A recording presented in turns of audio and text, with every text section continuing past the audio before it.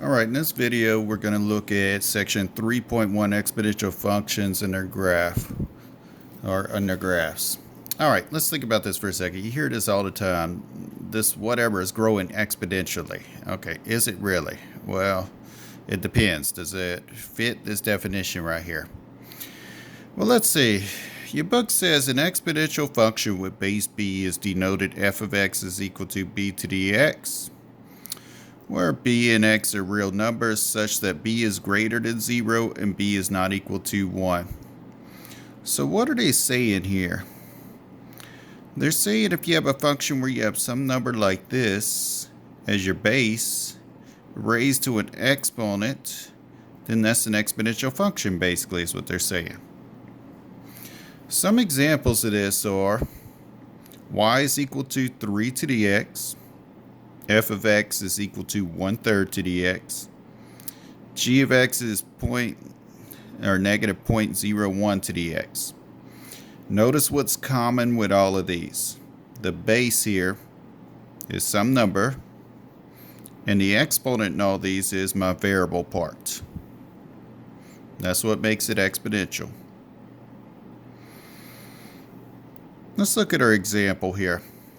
If f of x is equal to 5 to the x, g of x is 1/4 to the x, h of x is 3 to the 1 minus x, and j of x is equal to negative 2 to the x, find. And part A, let's go ahead and do f at negative 1. Find f at negative 1. Alright, so what does this mean? This means we're going to take our function f right here. Where we see x right here, we're going to sub in negative 1. So it means we'll have 5 to the negative 1. Now remember, 5 to the negative 1 is the same thing as 5 to the negative 1 over 1. Remember, we can divide any number by 1, still the same value. How do we make this a positive exponent here? We bring this whole part right here, the whole numerator, down to the denominator. So left with 1 in the numerator. We have 5 to the positive 1. 1 over 5 to the positive 1, or we could say it's 1/5. So f to the negative 1 is 1/5. Part B.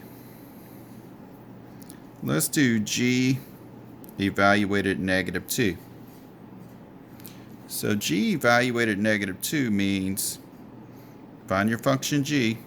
Where you see x, you're going to sub in negative 2. So we have 1/4 to the negative 2. Now, how do you make a fraction have a positive exponent instead of a negative exponent?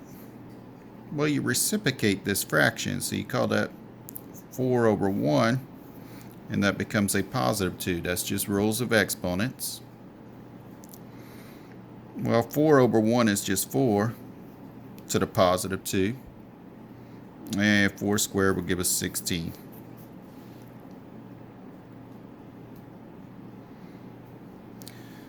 Part C. We're going to do f of 0 minus h of 1.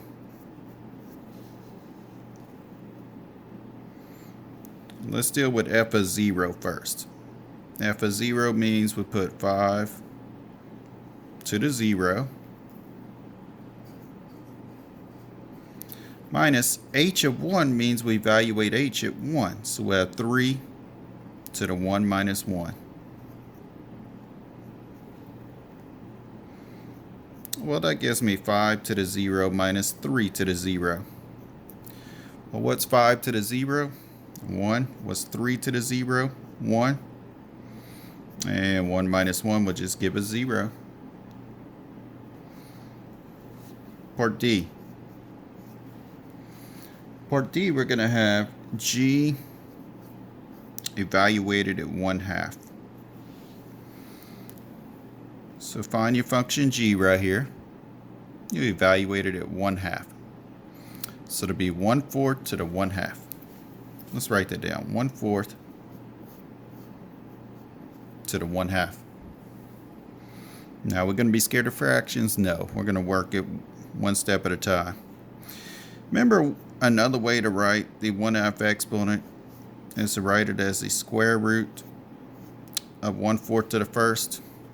Remember, this denominator in your exponent becomes your index of your radical.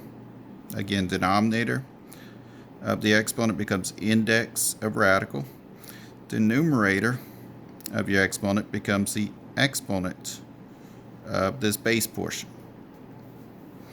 Well, the 2 is understood as the index, and the 1 is understood as the exponent, so I don't have to write the 2 or the 1 anymore in this case. Well, that's the same thing as taking the square root of the numerator over the square root of the denominator. And square root of numerator is 1, square root of denominator is 2, so